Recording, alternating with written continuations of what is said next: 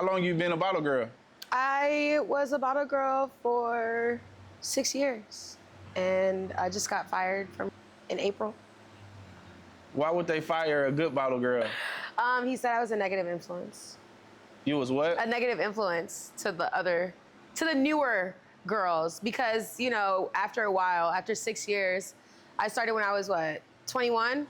I'm 26 now. Frontal lobe has fully developed, and the bullshit I used to go for back then, I wouldn't go for it now.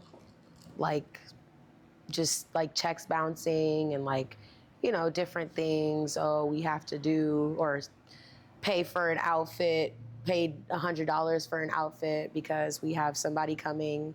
Like when I was 21, 22, I was like all for that. But it was also a different time economically in the club industry during that time. That was like post-COVID. Everybody kind of had some bread coming in. So it was positive at first, and then you get older, your responsibilities start to get, you know, more. You have more shit to pay for, and after a while, bottle girl money isn't guaranteed.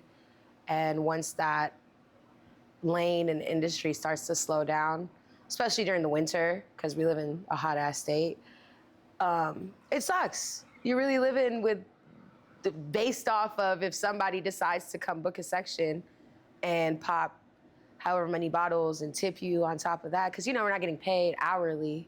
So if nobody books with you, that's your rent, your car note, your bills, everything. It's everything, literally. So after a while, I just had nothing positive to really say. My energy and my attitude walking in the building was kind of already like, let's get this shit over with, whatever.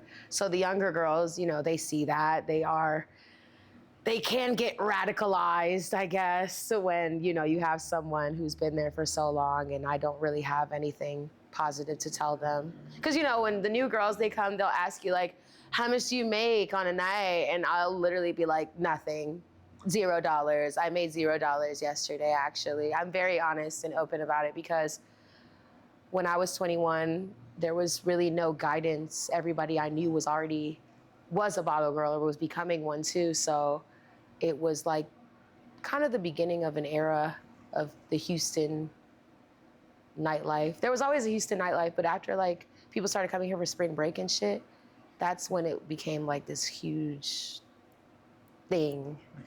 But yeah. So what you would tell your younger self? I would have probably looked into my career that I'm in now. I would have applied myself more after I graduated from college. I graduated in 2023, and it took me basically two years to find a job in my field of my degree, which is biology. So it's nothing I could really tell my younger self because it was just shitty timing altogether. But I wish I would have found something else to do during those slow months, the winter months. I should have found something to do, for sure. A side hustle or something. I should have started working at fucking Amazon or something. I don't know. So to you, is being a bottle girl is more of a hustle or an actual job? It's a hustle. It's a hustle. After a certain age, too, I told myself that I didn't want to be 25. I didn't want to turn 25 in the club, and I'm about to be 27. So you have to set a goal for yourself. If you don't set a goal for yourself, you're gonna get caught up in it and you'll never leave. Because that was what was happening to me. I was always like, I'm gonna leave, I'm gonna eventually leave. And then I didn't, and then they were like, you're fired. So you have to give yourself that time and goal to end the bottle girl thing. It's not forever. 20 to 25, 18 to 25. So what's the most money you ever made being a bottle girl? In a day? Yeah. In a day, probably 3,000, 4,000. I wasn't really I booked people, but I wasn't like there's girls that book like NFL players, NBA players, and shit. I don't know them niggas, so I don't know. So I was booking like, you know, regular folk and like normal people who had, you know, this amount of money to spend on their birthday, and those were the type of people I would book. You also had to basically work all day to make that at a place like camp, because we were a restaurant in the daytime. So I would do 10 a.m. all the way to 2 a.m. in the morning. So 10 a.m. in the morning, the brunch shift, then there would be a day party in the middle, and then the nighttime. I'd work all three of those until one day they told us that we can't do that anymore. Yeah. Other than the money, what's the best part about being a bottle girl? It's fun. You're basically partying at work. It does get hectic, and people think it's like, oh, it's all, but like, you're having fun at the end of the day. It's not like real work where you have to like actually do labor and put in like, you know, some hard, long hours, but it is tedious. It does get to the point where you need to take a break or you will burn yourself out if you don't. I was working Thursday, Friday, Saturday, Sunday, but I would work all like from the morning till nighttime, all of those days. So eventually your body starts to get tired and worn out after that. What does it do to your mental? Is it a good thing or a bad thing? It's a bad thing, super, super bad thing. I've seen girls come in and they were so nice at first, and then just, you kind of have to turn into this mean person, because one, you have to stand up for yourself. You got customers talking to you crazy, and then we have, you know, management, owners that don't always, you know, have our best interests sometimes. So you kind of become negative. You kind of have this like, mentality. And then we're all girls. Everybody's a girl. So all these different emotions and like cattiness sometimes comes out, and it does turn people into like totally different people. Cause it's cutthroat. It really is. It's about your money. So when you have other girls, you know, you feel like somebody's playing with your money, you turn into a monster. Like, it really does turn people into just, you kind of see the real world and see how not, like, people aren't nice to you just because you're a bottle girl. If anything, they're meaner. If anything, they're already walking in thinking that you're going to scam them or something. Literally. Is that one of the big misconceptions of a bottle girl, that y'all scammers? Yes, that we scam, that we want to take y'all's money. Everything, all the prices are decided by people higher than us. We don't decide any of that shit.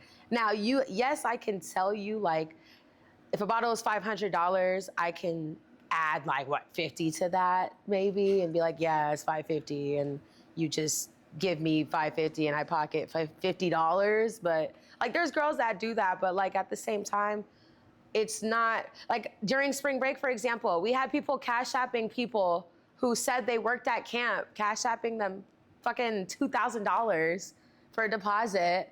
And it's like, we would never ask you to cash app us. This is a real establishment. Like, we have a website for this. Like, why would you cash app somebody $2,000 for a section fee or a deposit? And then they come to camp and they're like, I paid this person. And we look at the cash app and we're like, that person we don't know who that is. They don't work here. Yeah, people do that all the time. Or they'll do like, I think people were making Eventbrite links and having people pay through those Eventbrite links, but there was no event. There was nothing to do.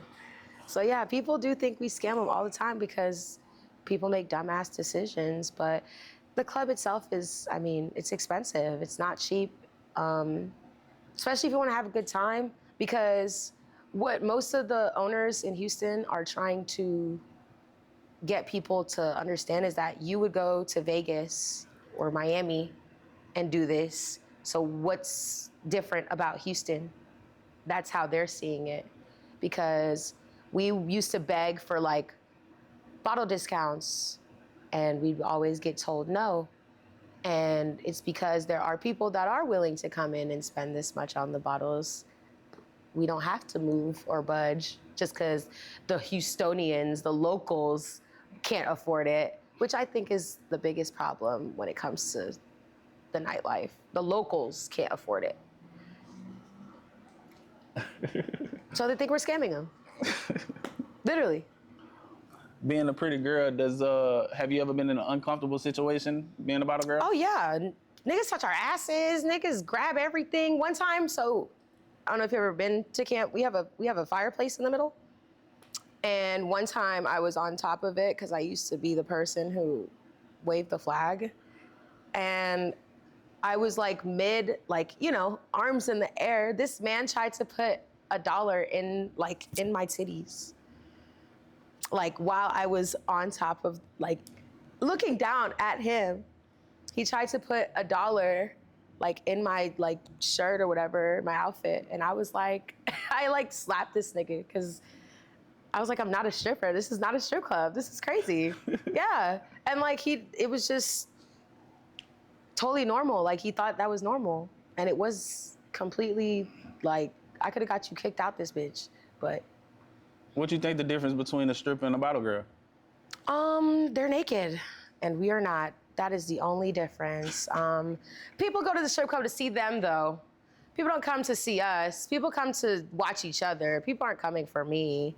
People are going to see the stripper. Even in the strip club, I don't think niggas care for the strippers either. And I'm like, what are we here for? Like I've been to the strip club with a couple people before and they haven't thrown no money and I'm like sitting there like, so what are we doing for real? Like, are we just observing? Like, what is the point of being in the strip club and not throwing any money? I don't like the concept that they started throwing money in the air at the regular club. Because I think that's why people have it misconstrued now. Because you're throwing money in the air, we're bottle girls. Am I supposed to pick that up? Oh, I guess at the end of the night, but that's not, I never signed up to pick up money off the ground either, but it's become such a normal thing now. People be asking for ones. I'm like, at first I was like, this is not a strip club, but then management, owners, they're like, no, give them ones. Let them throw them in the air. And I'm like, wow, this is crazy. I think people are starting to lose the plot on what's what the difference between the two.